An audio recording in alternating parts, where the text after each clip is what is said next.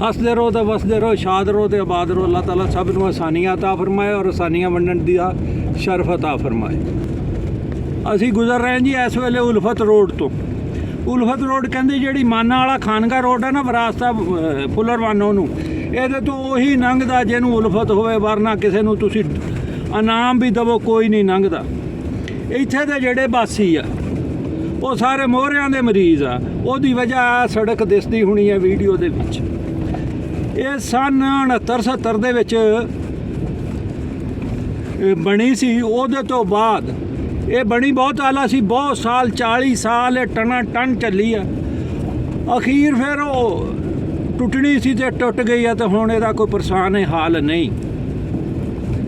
ਤੇ ਹੁਣ ਇਨਸ਼ਾ ਅੱਲਾਹ ਤਾਲਾ ਕਹਿੰਦੇ ਬਾਰੀ ਭੇਡ ਦੀ ਵੀ ਸੁਣੀ ਜਾਂਦੀ, ਰੂੜੀ ਦੀ ਵੀ ਸੁਣੀ ਜਾਂਦੀ ਆ। ਇਹਦੇ 12 ਬਾਰੇ ਜਿਹੜੇ ਉਹ ਤਾਂ ਬਹੁਤ ਲੰਮੇ ਹੋ ਗਏ। ਦੇਖੋ ਸਨ 69-70 ਤੇ 2022 ਹੋ ਗਈ। ਹੁਣ ਇਨਸ਼ਾ ਅੱਲਾਹ ਇਹਦਾ ਟਾਈਮ ਆ ਗਿਆ, ਇਹ ਬਣ ਜਾਣੀ ਆ। ਬਣ ਜਾਣਗੀ ਤਾਂ ਬਣਾਉਣ ਵਾਲੇ ਵੀ ਚੰਗੇ ਰਹਿਣਗੇ, ਤੇ ਬਣਵਾਉਣ ਵਾਲੇ ਵੀ ਚੰਗੇ ਰਹਿਣਗੇ, ਤੇ ਰਹਿਣ ਵਾਲੇ ਵੀ ਚੰਗੇ ਰਹਿਣਗੇ।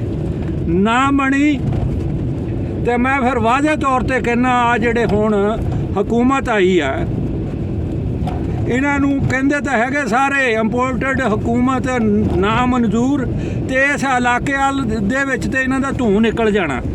ਕਿਉਂ ਅੱਗੇ ਲੋਕ ਕਹਿੰਦੇ ਸੀ ਕਿ ਜਨਾਬ ਸਾਡੇ ਕੋਲ ਅਖਤਿਆਰ ਨਹੀਂ ਰਿਹਾ। ਹਾਲਾਂਕਿ ਪਿਛਲੇ 15 ਸਾਲ ਤੋਂ ਇਹੀ ਬਰਸਰੇ ਇਕਤਦਾਰ ਰਿਹਾ। ਹੁਣ ਤਾਂ ਅਖਤਿਆਰ ਵੀ ਆ ਗਿਆ। ADBP 'ਚ ਪੈਸੇ ਵੀ ਬਹੁਤ ਆ, ਅੰਨਾ ਪੈਸਾ ਪਿਆ ਆ ਜਿਹੜਾ ਖਰਚਿਆ ਨਹੀਂ ਪਿਛਲਿਆਂ ਨਲਾਇਕਾਂ ਨੇ।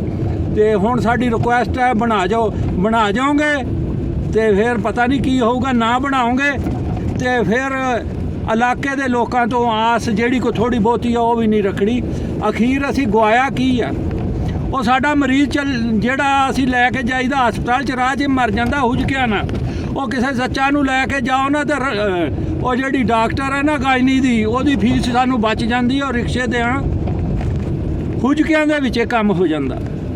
ਗੱਡੀਆਂ ਜਿਹੜੀਆਂ ਉਹਨਾਂ ਦੇ ਮਕੈਨਿਕ ਅਮੀਰ ਹੋ ਰਹੇ ਆ ਕਿ ਜਾਂਦੀਆਂ ਦੇ ਕੋਈ ਗੋਡੇ ਗਿੱਟੇ ਲੈ ਜਾਂਦੇ ਆ। ਇਸ ਤਰ੍ਹਾਂ ਦੀ ਸੂਰਤ ਹਾਲ ਆ। ਬਹੁਤ ਬਹੁਤ ਸ਼ੁਕਰੀਆ।